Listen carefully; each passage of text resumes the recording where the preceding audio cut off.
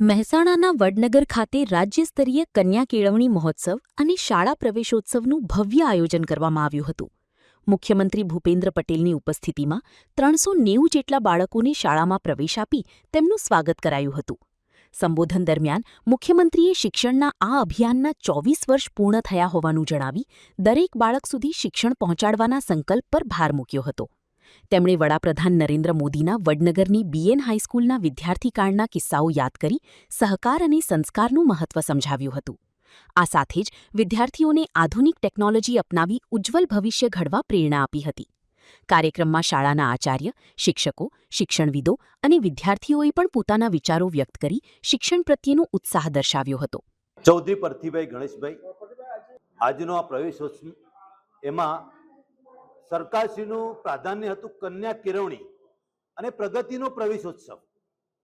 બાળકને જ કેન્દ્રમાં રાખવામાં આવ્યું હતું કે શિક્ષણ હશે તો જ કોઈ પણ દેશ, સમાજ કે ગામ સુધરશે. શિક્ષણને પ્રાધાન્ય આપવામાં આવ્યું છે આ કાર્યક્રમમાં. આજે અમારા ધોરણ 9ની અંદર 195 વિદ્યાર્થીઓએ પ્રવેશ મેળવ્યો, જ્યારે ધોરણ 11ની અંદર 125 વિદ્યાર્થીઓએ પ્રવેશ મેળવ્યો છે. સીએમ સાહેબ પોતે અહીં ઉપસ્થિત રહી અને અમારી સંસ્થા શ્રી બીએન પરિવાર અને વડનગર નાગરિક મંડળની શોભામાં અભિવૃદ્ધિ કરી છે. પ્રોફેસર જાગૃતિબેન પટેલ આજે શ્રી બીએન હાઈસ્કૂલ વડનગરમાં શાળા પ્રવેશોત્સવ કન્યા કેળવણી મહોત્સવમાં માનનીય મુખ્યમંત્રી શ્રી ભૂપેન્દ્રભાઈ પટેલ સાહેબ આ સ્કૂલમાં પધાર્યા હતા. એ બદલ સાહેબશ્રીનો ખૂબ ખૂબ આભાર. અને એમના માર્ગદર્શનથી અમારા સ્કૂલના જે વિદ્યાર્થીઓ છે એ વિદ્યાર્થીઓ ખૂબ જ પ્રોત્સાહિત થયા છે.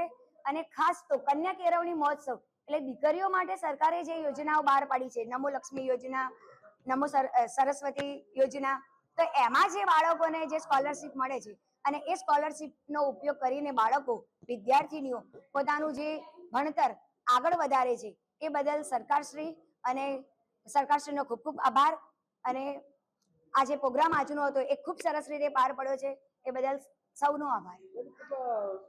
આશરે 1200 આસપાસના વિદ્યાર્થીઓએ ભાગ લીધો હતો આની અંદર, અને એની સાથે એમના વાલીઓ પણ ઉપસ્થિત રહ્યા હતા.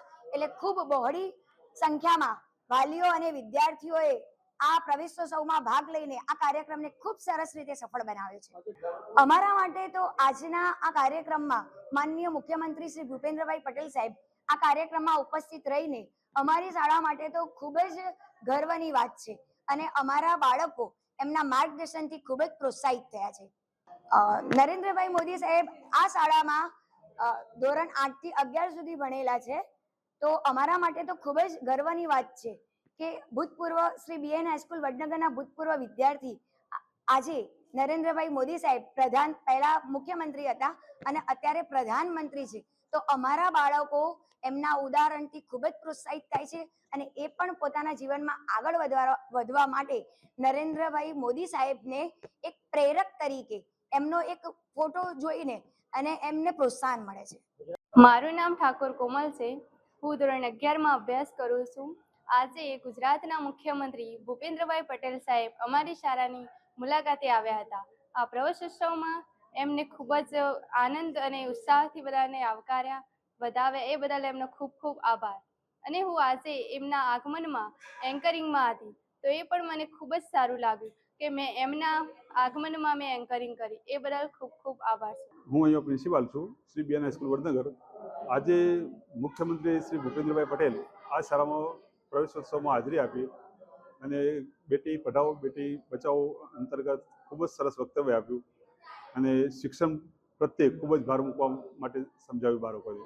પ્રવેશમાં ગણીએ તો ટોટલી 390 જેવા બાળકોને આજે પ્રવેશ આપ્યો, ધોરણ 9 અને 11 અને પ્રાઇમરીમાં. બીજા જે કોઈ રમત ક્ષેત્રે કે કોઈ બીજા કોઈ ક્ષેત્રમાં દોડ કે કૂદ કે કોઈ પ્રજ્ઞાચક્ષુ કે જે બાળકોએ કંઈ પણ સિદ્ધિ મેળવી હતી એ બધાને સાહેબના હાથે જ આપણે પ્રોત્સાહિત કરાવ્યા. ડ્રોપ આઉટ રેશિયો જે જૂના સમયમાં થયેલા છે, આમ તો એકદમ 0 જેવો જ છે અત્યારના સમયમાં, પણ જૂના સમયમાં જે ડ્રોપ આઉટ થયેલા છે એ બાળકોને પણ આપણે પુનઃ પ્રવેશ અપાવ્યો છે. હું એ જ કહીશ કે હવે સમાજ પણ જાગૃત થયો છે, બેટીઓને પણ પઢાવે છે, એટલે ભણાવવાનું ચાલુ રાખ્યું છે. અને હું જોઉં સુધી અત્યારે મારી શાળામાં પણ 60 થી 65% જેટલી તો દીકરીઓ અભ્યાસ કરે છે. અને ખૂબ જ સારું છે કે દીકરીઓને તો નમો લક્ષ્મી નમો સરસ્વતી જેવી એમને આપણે સ્કોલરશિપ મળે છે. બીજી જ્ઞાન સાધનાની સ્કોલરશિપ મળે છે. સામાન્યમાં સામાન્ય બાળકને પણ 5 થી 10,000 જેવી સ્કોલરશિપ તો ગવર્મેન્ટ તરફથી અવેલેબલ જ છે. મોદી જીતેન્દ્રજી શાળા પ્રવેશોત્સવ અને કન્યા કેળવણી યાત્રાના પ્રણેતા વડાપ્રધાન શ્રી મોદી સાહેબની વતન ભૂમિથી આ વર્ષે 24મો શાળા પ્રવેશોત્સવ શરૂ કરવાની મને સૌભાગ્ય તક મળી છે. વધારે આનંદ એ વાતનો છે કે આદરણીય શ્રી મોદી સાહેબે જે સ્કૂલમાંથી શિક્ષણ મેળવ્યું તે આ બીએન હાઈસ્કૂલ એમાં આજે 390 જેટલા બાળકોના નામાંકન કરવાની પણ સાથે સાથે મને તક મળી. દેશને વિશ્વભરમાં ખ્યાતિ અપાવનાર રાષ્ટ્ર પુરુષ આદરણીય વડાપ્રધાન શ્રી મોદી સાહેબના ઘડતરમાં બીએન સ્કૂલના યોગદાન માટે શાળા પરિવાર અને ટ્રસ્ટીઓને પણ હું ખૂબ ખૂબ અભિનંદન આપું છું. આ ધરતીના પનોતા પુત્ર વિશ્વ નેતા અને યશસ્વી વડાપ્રધાન શ્રી મોદી સાહેબે શાસન સેવા દાયિત્વ સંભાળ્યું ત્યારથી વિકાસની રાજનીતિનો નવો યુગ શરૂ થયો છે. તેમણે મુખ્યમંત્રી પદથી લઈને દેશના વડાપ્રધાન તરીકે દેશના યોજનાઓમાં નાનામાં નાનો અને છેવાડાના વ્યક્તિની ચિંતા કરી છે. ભણતર અહીંયા બેઠેલા વિદ્યાર્થીઓ માટે તો માનનીય વડાપ્રધાન શ્રી સામાન્ય પરિવાર અને સામાન્ય પરિવાર અહીંયા બેઠેલા વાલીઓને પણ ઘણી વખત મગજમાં એમ હોય કે ભાઈ આપણે તો નાનું પરિવાર છે, સામાન્ય પરિવાર છે, કેવી રીતે આગળ આવી શકાય, કોઈ ઓળખાણ નથી. આ બધી જે માનસિકતા છે તમારી બધાની એમાંથી બહાર નીકળવા માટે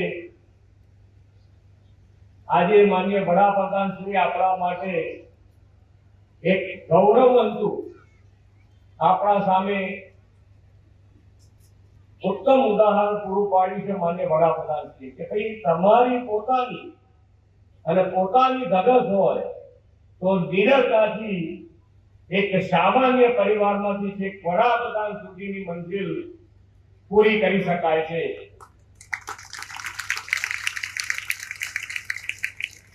અને નાનપણથી એમના ગુણ હતા નિડરતા, બધાને સાથે રાખવું. એક વિદ્યાર્થી એ વખતે ટિફિન નહોતો લાવતો એનું પણ ઉદાહરણ છે કે ભાઈ એના માટે જ્યારે નરેન્દ્રભાઈ ભણતા હતા એ વખતે એમણે ક્લાસમાં દરેક વિદ્યાર્થી પાસેથી દરેકના ડબ્બામાંથી થોડું થોડું એ વિદ્યાર્થી માટે આપવાનું, એટલે એને પૂરેપૂરું ન્યાય મળે અને દરેક જણે આપ્યું છે એટલે બધા સાથે રહી શકાય, બધા એક સાથે રહીને આગળ વધી શકાય.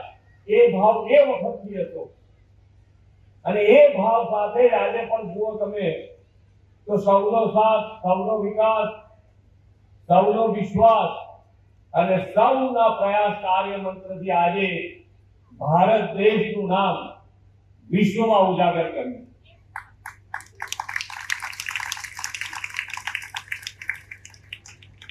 એમણે દરેકે દરેક પરિસ્થિતિ પોતે અનુભવેલી અને એના કારણે કોઈને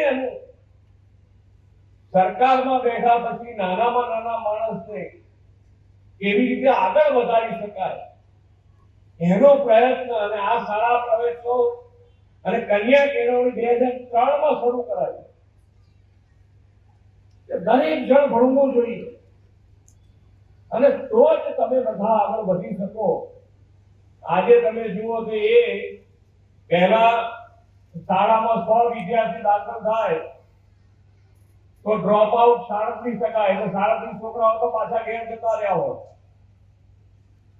આજે આ પ્રયત્નના હિસાબે કન્યા કેળવણી અને શાળા પ્રવેશોત્સવના કારણે આજે આપણે એ ડ્રોપ આઉટ રેશિયો બે બાજુથી ફાયદા કર્યા છે. એક તો 100% નામાંકન થાય અને એ નામાંકન થયા પછી એમાં ડ્રોપ આઉટ 1% થી પણ ઓછો થયો છે. એ આપણા માટે આ માન્ય વડાપ્રધાનશ્રીની પહેલની મોટી સફળતા છે.